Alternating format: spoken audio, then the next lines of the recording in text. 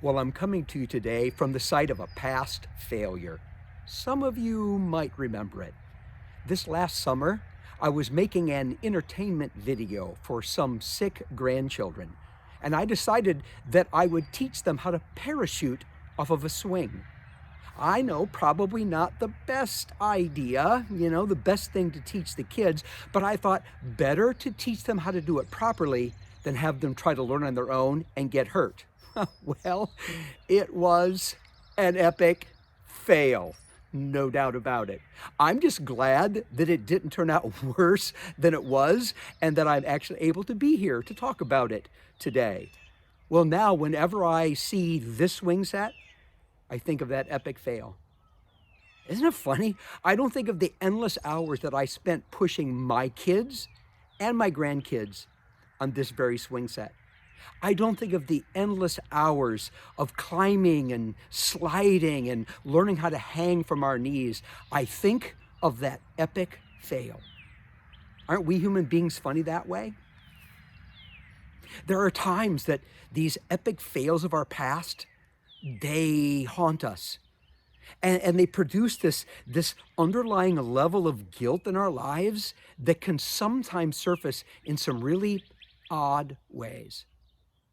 Considering the days we live in right now with the pandemic going on, so many people are gripped with an incredibly high level of fear, or there's that worst case scenario mentality that so many people seem to naturally gravitate to.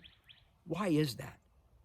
I suspect that at least in some cases, it might be because of that residual guilt that's attached to the epic fails of the past. And we can so easily think, this pandemic, perfect opportunity for God to finally let me have it for what I've done.